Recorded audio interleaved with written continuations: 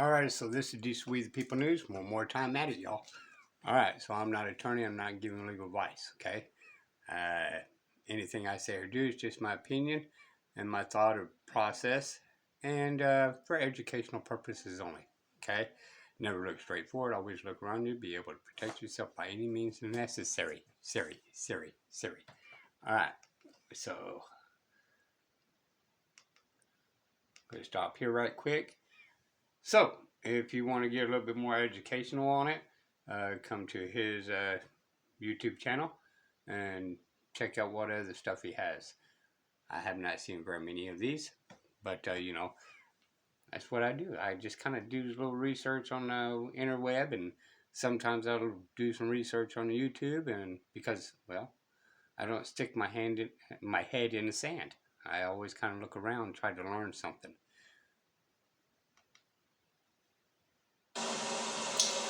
Every trial attorney is confronted with the... Oh, by the way, I never heard of this motion, but I'm not an attorney either. So, it's an interesting motion. Issue of motions in limine. Whether the attorney is making the motions or going to respond to a pile of motions filed by his opponent. It's an important prospect when you're approaching trial that you have to consider, number one, what do I want to accomplish with a motion in limine? And number two, what is the other side trying to accomplish?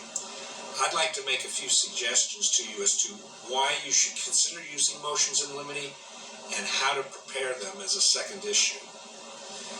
The reason you should consider using motions in limine is that I find them far more effective than a trial brief in presenting the important issues to the judge. Judges look at them differently than a trial brief because what you are doing is presenting an issue of evidence, and you have to give context in which that evidence arises, which allows you to tell a better story than simply the one that you tell in your trial brief.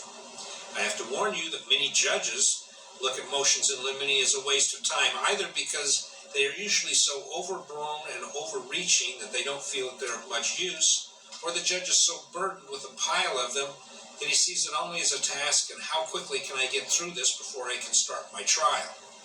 So there is this tension, pushing and pulling of yes and no. Now, I had to, again, I'm not an attorney, okay? But the way I see this as one of the people that may be inside the court system, right?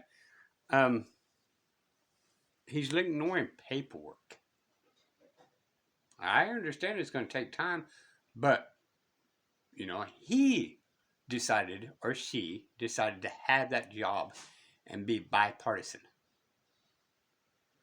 So, him just simply ignoring particular paperwork's put in there, that's not okay, in my opinion. Okay, it's educational purposes only. But that's the way I see it, if I was one of them people in court. On the question of whether you should use them.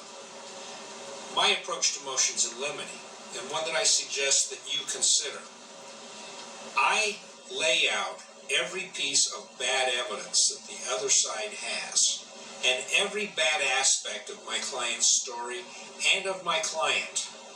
I sit down and make an actual list.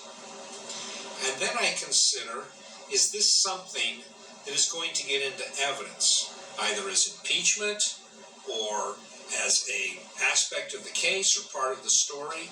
I need to figure out where these bad pieces fit. When I've decided that I'm going to file a motion in limine, from the list that I've prepared and after performing my analysis, the next thing that I do is I sit down and I write the order that I'd like the judge to enter. Because the first thing that I do in my motions in limine is I have a heading before I even introduce the issue, requested order. And then I put the order that I have already drafted.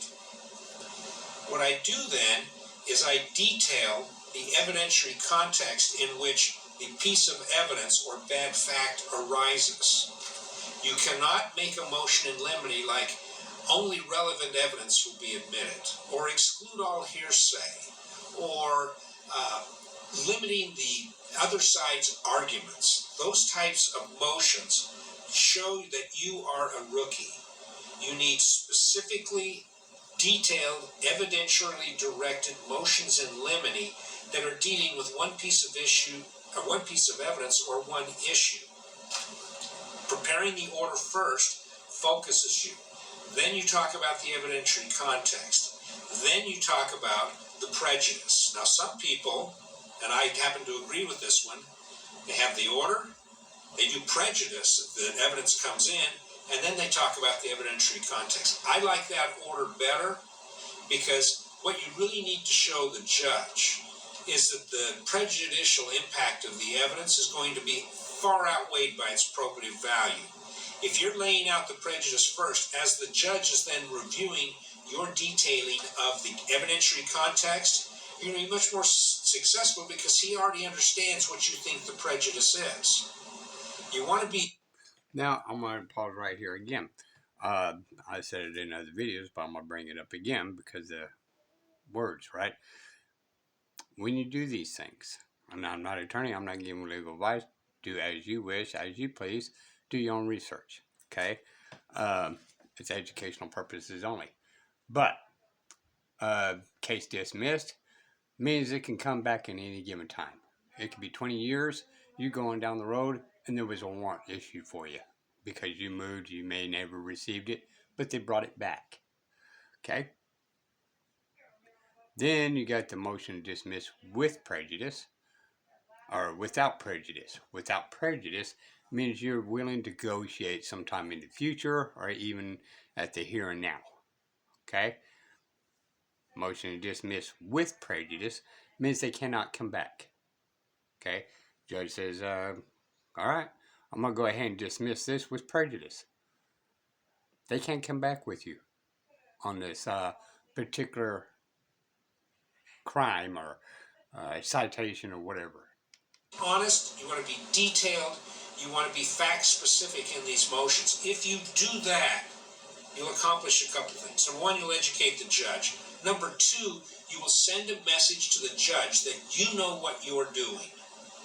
And number three, out of all of the motions you file, you may get a couple of them granted, and then you've staged your case for its best possible presentation. When the judge rules on the motions in limine, if he rules against you, for example, on one that you think is very important and you've asked for exclusion of evidence and he declines, make sure that you make your record that it is without prejudice and that you can revisit that issue at the time that the evidence comes up. And you may ask a subsidiary... See, right there, he just brought it up. And that's motion without prejudice, where you can come back in and do some type of negotiation. Okay? Plea bargain, in simplest terms. Alrighty. And also, there was a key factor there a second, and it slipped out of my brain and ran away. Maybe I'll think about it in a question second. of the judge on this. If he agrees to your first, may I have an order that until the court determines that this is admissible, the counsel not mention it in opening statement. Then you've got the benefit of eliminating it from the other side, even though the judge has not ruled that he's going to exclude the evidence from trial. Look at motions in limine, be succinct, be direct, be as short as you can, do everything you can to ease the judge's burden while making his decision-making task easier, and you will find great success in motions in limine. This is Steve Young, YoungOnTrials.com and MasteringTheCourtroom.com, where I'm giving a seminar or a series of webinars that talk about how to go to trial based on my 35 years of experience and almost 200 civil jury trials. There you go. So if you want to get some more outlook on him, this is the only one I've watched, but I really like that because I never heard of this. But I'm not an attorney either, so I don't know how many attorneys actually uses it. I just never seen one or heard of it. Okay, so I thought it was interesting, putting it out there for other people to consider. Okay, so check him out and see if there's a couple of things that you find interesting in there. Okay, and get some education out of it. All right, just with the People News. Till next time. Bye, y'all.